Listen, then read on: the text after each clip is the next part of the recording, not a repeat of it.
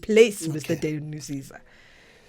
Thank you very much, and let's take this opportunity and appreciate the moment that is given to us.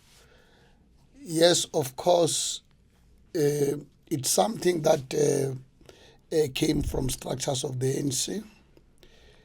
It also took time for me to be convinced that is the right thing to do.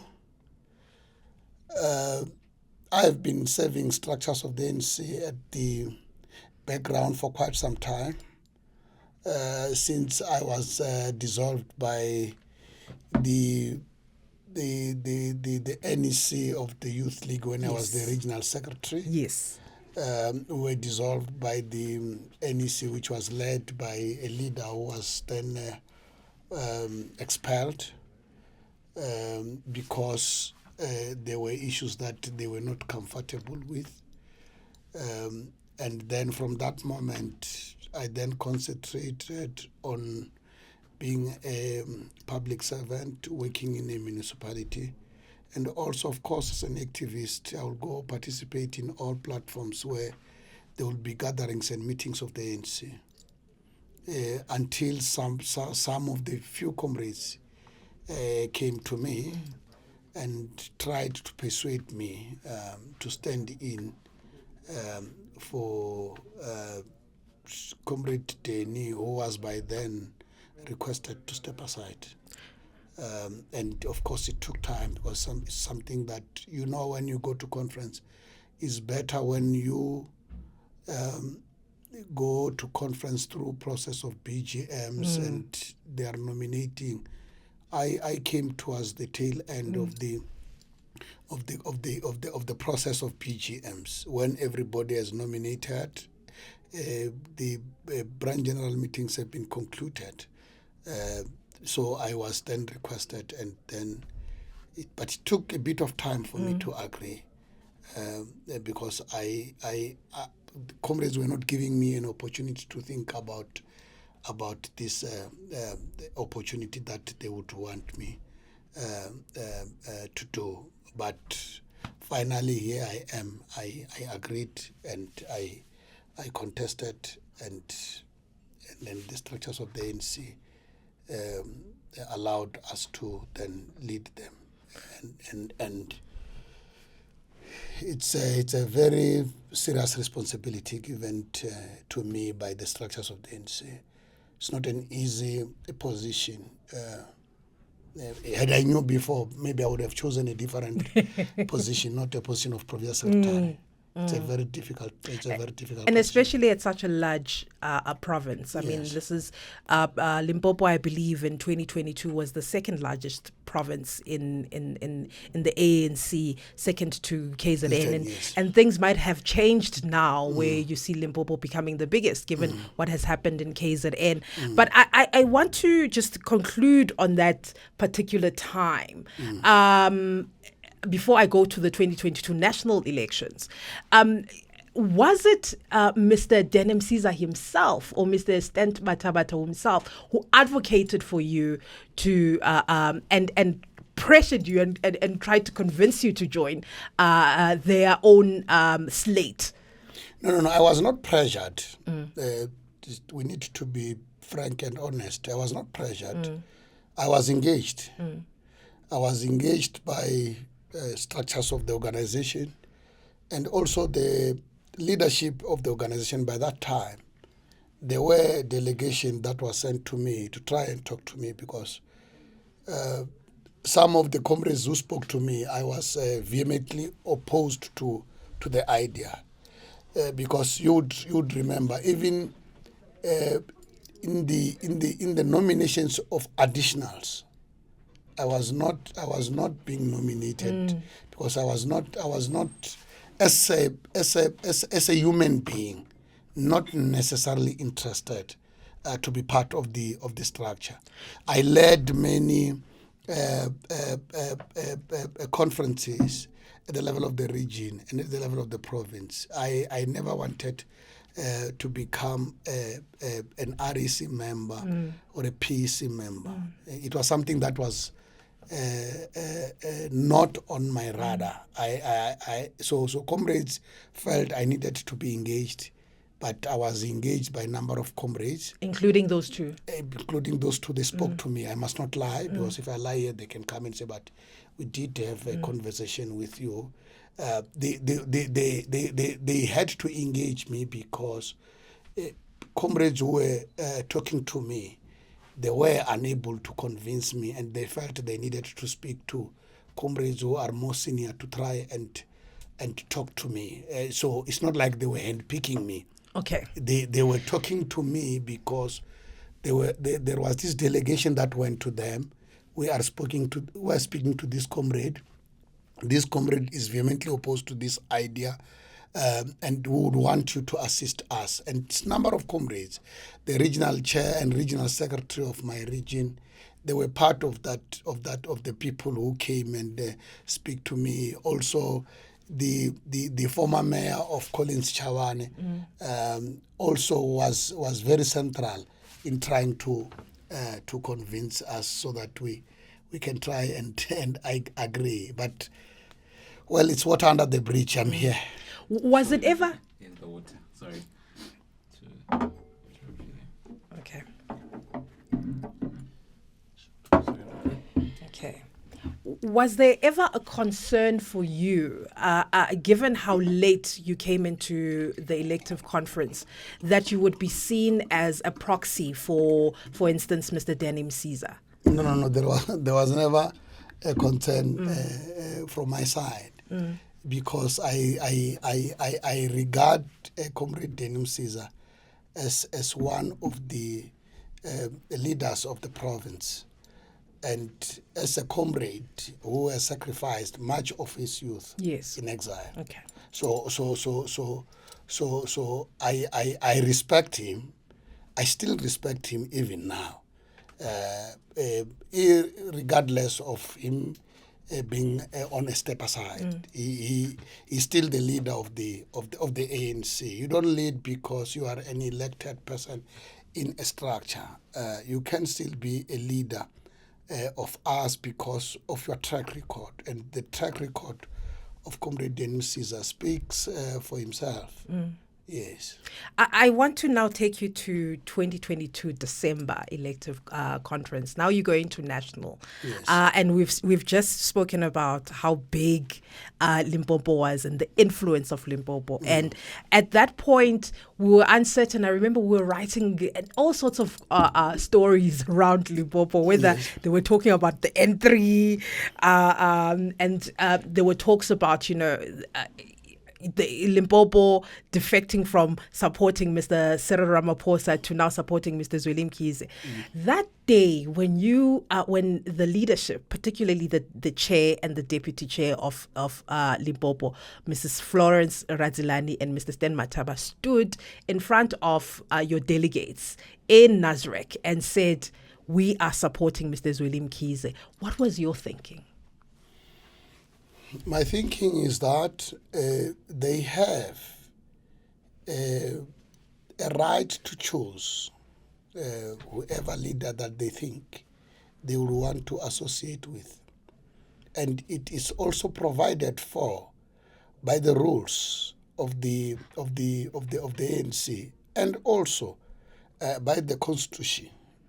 The only part which I think is a bit problematic on my part, it's when we say ourselves, the structures of the ANC in Limpopo has taken a decision. I am saying that part is the part that I needed to correct as a provincial secretary, because I've got the responsibility to protect decisions of the structures of the ANC. It's one of my biggest role as a provincial secretary, to protect as to what will be the aftermath of protecting those decisions.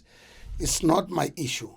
What becomes my main issue is that as a provincial secretary, as a chief spokesperson of the ANC at the level of the province, if somebody contradicts decisions of your structure and you are there, you keep quiet. Now the comrades and structures are not going to blame a person who is contradicting decisions. They will blame this provincial secretary who had this thing, keeps quiet and wants to speak about it in corners. And that is why we needed to clarify the positions of structures, because remember, before conference, you run processes. One of the most critical processes that you run is branch general meetings. These branch general meetings nominate. So when they nominate, you consolidate their nominations. And when you would have consolidated their nominations, you will have the outcomes of the nomination of the province. Then it means, as a provincial secretary, if branches in majority are saying our preferred candidate as Limpopo, it's Lizek, but you, as a provincial secretary, you want Charles. And when you arrive in a conference and say, no, we think the structures wants Charles. And the role of the provincial secretary there is central. The provincial secretary must clarify the positions of structures and say, that is not the outcome, because remember, the process is run by my office. Now, if I keep quiet when people are misquoting structures, it becomes problematic. But there is nothing wrong for a person to have a different view and try to canvass in the conference his or her personal view. There is nothing wrong about that. I needed only to clarify on the position of structures of Limpopo. I think for us, that is when we started seeing a different Reuben Madadzhe.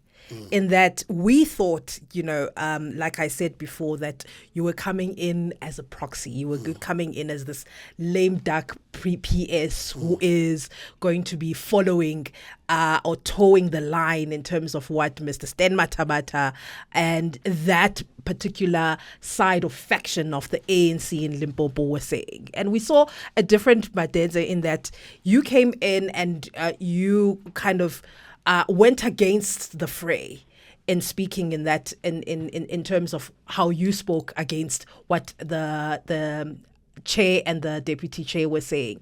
Was this something that for you was also a matter of your ethical background?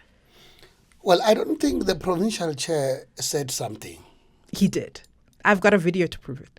The video was about him joining other candidates just some few hours before election processes starts.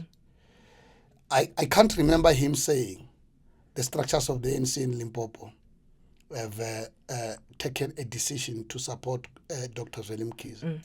I don't. You can prove it me wrong, but I can't remember him saying that. Okay.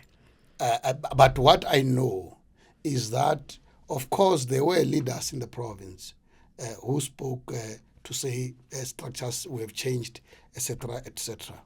But well, I need to re-emphasize, Lizeka, that if you can talk to people who knows me, they will tell you my character, how I do my things, very independent. I don't look at a position of a person.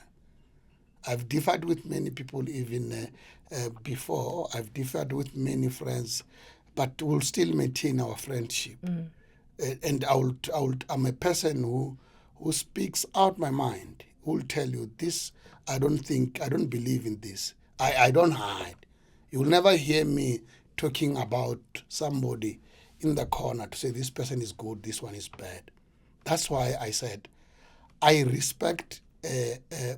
still respect Comrade Dean, because he has never demonstrated to me a culture of trying to micromanage or manipulate me. He did not call me when we were in the conference to say, please, man, do 1, 2, 3, 4 change, etc., etc. Now, if I was his proxy, definitely he was going to call me and say, no, we have changed.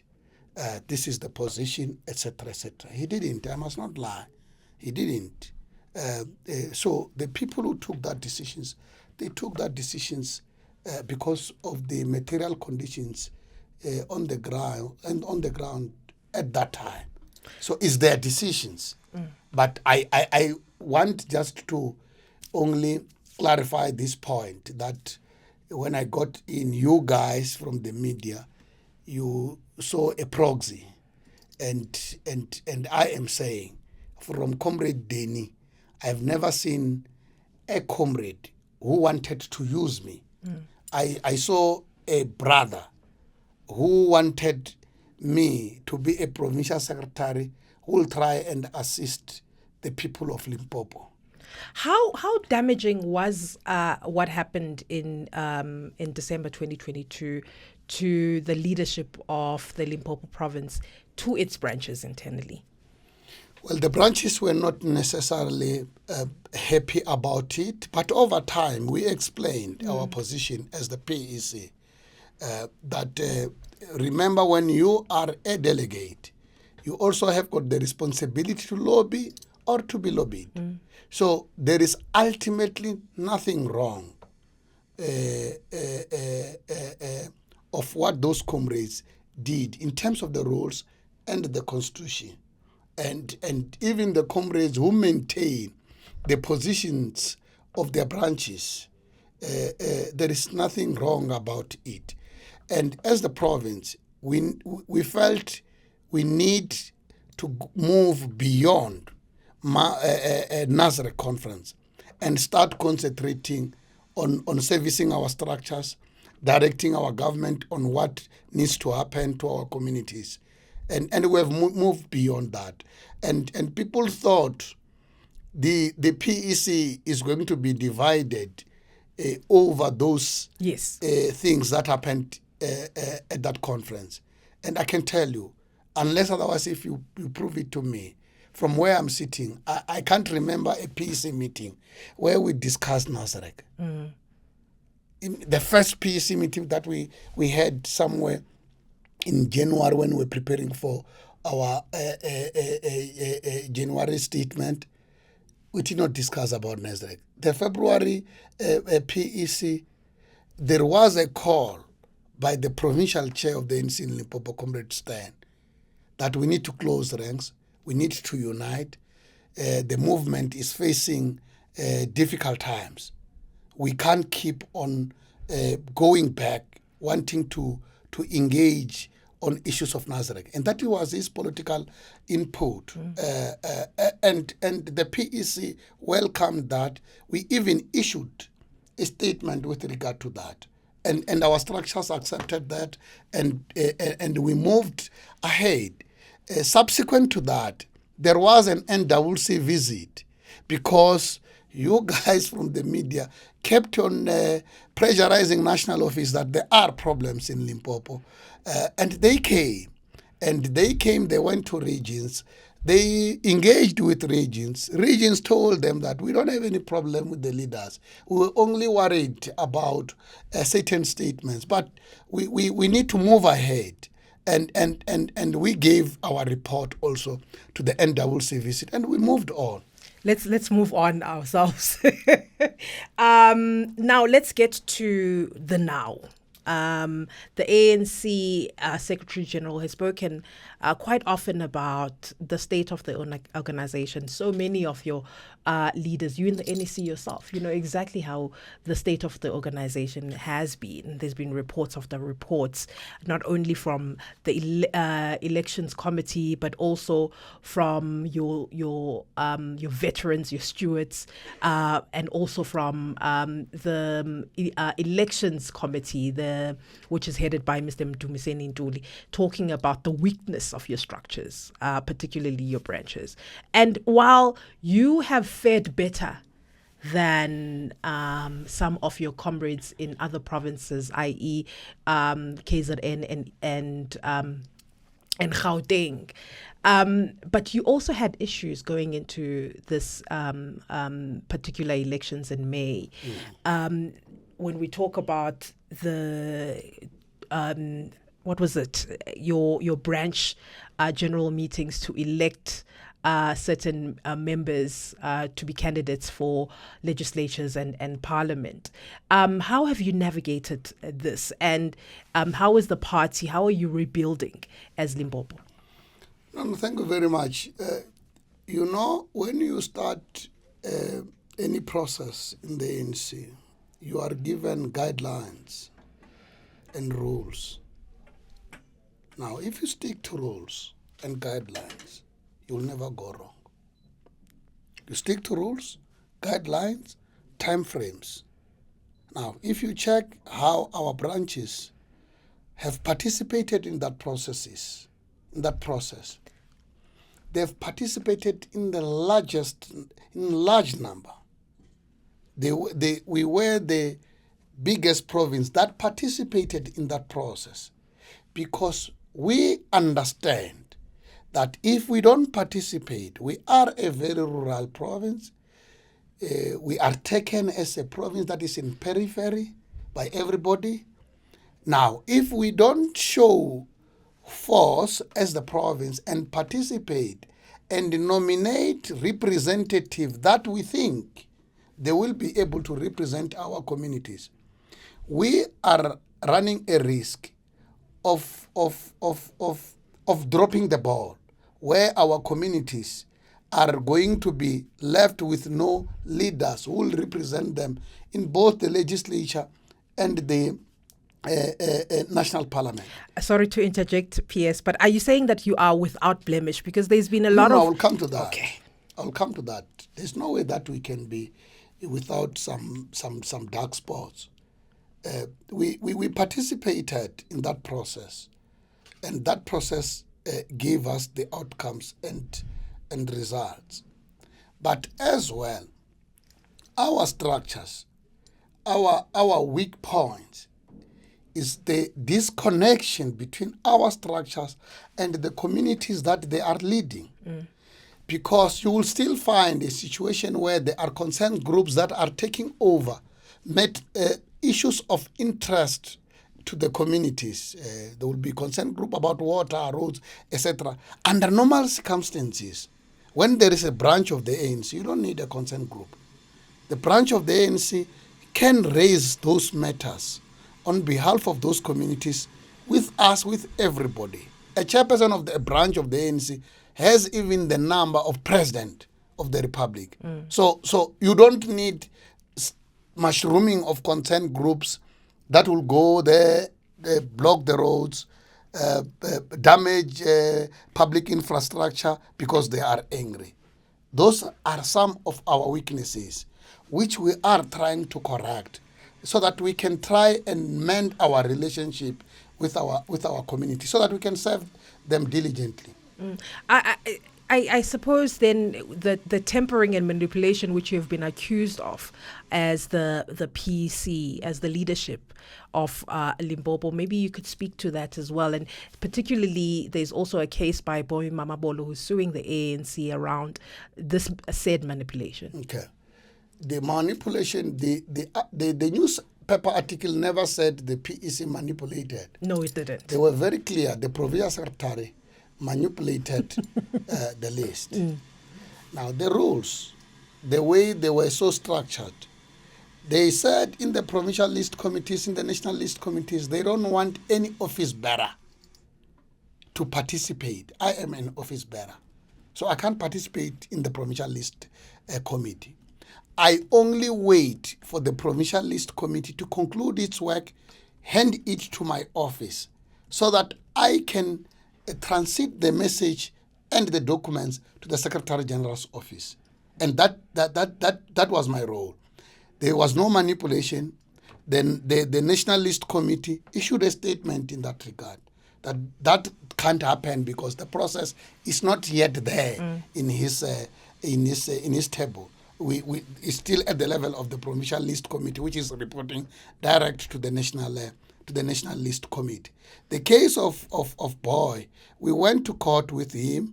He lost on agency, yeah. and and we close it there. We have received some papers. We're going to respond to his papers. It's not about manipulation. It's about him requested to submit certain documents to the Provincial List Committee, which he did not. And he doesn't deny. It's not like he's saying, no, I've submitted. They lost my document. He says he doesn't see any value of submitting those documents. And the documents, they are needed by the list committee because the list committee is directed by the rules. The rule says all of us, we need to provide certain documents to the list committee.